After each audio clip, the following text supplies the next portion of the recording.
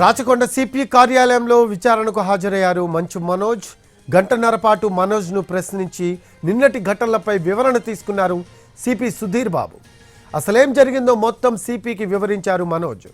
మోహన్ బాబు, విష్ణు కూడా విచారణకు హాజరు కావాల్సినప్పటికీ వారు రాలేదు. అస్వస్థతతో ఆసుపత్రిలో చేరడంతో తాను రాలేనని మోహన్ బాబు పోలీసులకు సమాచారం పంపారు. సిపి నోటీసులపై కోర్టును ఆశ్రయించారు. ఇటు విష్ణు కూడా ఇంత హఠాత్తుగా రమ్మంటే ఎలా అని ప్రశ్నించారు.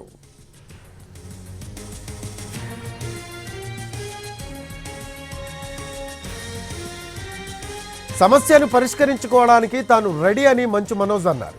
ముఖ్యంగా తిరుపతిలోని ఎడ్యుకేషనల్ ఇన్స్టిట్యూట్ గురించే తన తపన అంతా అని చెప్పారు ఆయన. కొంతమంది విద్యాసంస్థల్లో చేరి పేద ప్రజలకు న్యాయం జరగకుండా అడ్డుపడుతున్నారని తెలిపారు మనోజ్. పేద ప్రజల ఆవేదనను తాను మోహన్ బాబు వద్దకు తీసుకువెళ్లే ప్రయత్నం చేస్తున్నానని చెప్పుకొచ్చారు. ఇవాళ సాయంత్రం వరకు సమస్యలన్నీ పరిష్కారం అయిపోతే మంచిదేనన్నారు మనోజ్. అలాగే తన తల్లి ఆసుపత్రిలో ఉందని విష్ణు చెప్పారని అది తప్పు అన్నారు ఆయన. తాను ఏనాడు ఆస్తులు అడగలేదని మరోసారి స్పష్టం చేశారు మంచు మనోజ్. అలాగే దెబ్బతగిన మీడియా మిత్రులకి అందరికీ సారీ చెప్తున్నాను. అలాగే మా అమ్మగారు హాస్పిటల్లో లేరు. మా అమ్మగారు నా ఇంట్లో మా వైఫ్తోనూ నా పాపతోనూ జలపల్లి ఇంట్లోనే ఉన్నారు. ఇప్పుడే ఒక రిపోర్ట్ చూశాను, ఇంటర్వ్యూ. మా అమ్మ హాస్పిటల్లో అడ్మిట్ అయి ఉన్నారని చెప్పారు. దయచేసి నా పాపను వాడారు, నా వైఫ్ పేరు ఇంక్లూడ్ చేశారు, నా పాప పేరు ఇంక్లూడ్ చేశారు. ఇప్పుడు మా అమ్మను అడ్డు పెట్టుకొని హాస్పిటల్లో ఉన్నారని అబద్ధ ప్రచారాలు చేస్తూ అడ్మిట్ అయి ఉన్నారని కన్న తల్లి మీద ఇలా చేయకండి, మీకు దండం పెడతాను. కూర్చొని మాట్లాడుకునేదానికి నేను ఎప్పుడు సిద్ధమే. అయితే మంచిదే కదండి, అందరికీ మంచి జరిగితే మంచిదే కదా, ఊరోళ్ళందరికీ మంచి జరగాలి. వినయ్ గారు కూడా తిరుపతిలో వినయ్ గారు చేసే విషయాలు కొన్ని నచ్చట్లేదు నాకు.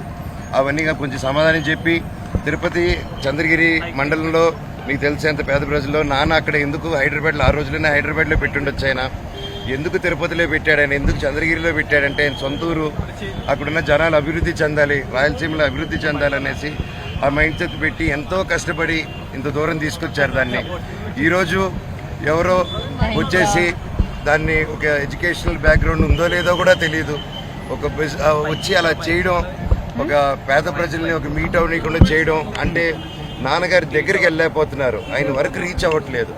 అది ఆయన తెలియపరచాలని నా తపనని ప్రయత్నాన్ని ఆపుతున్నారు. సిపి గారితో ఏం డిస్కస్ చేసినా డిస్కస్ చేయకూడదండి. నేను అఫీషియల్గా వాళ్ళు చెప్తేనే కరెక్ట్.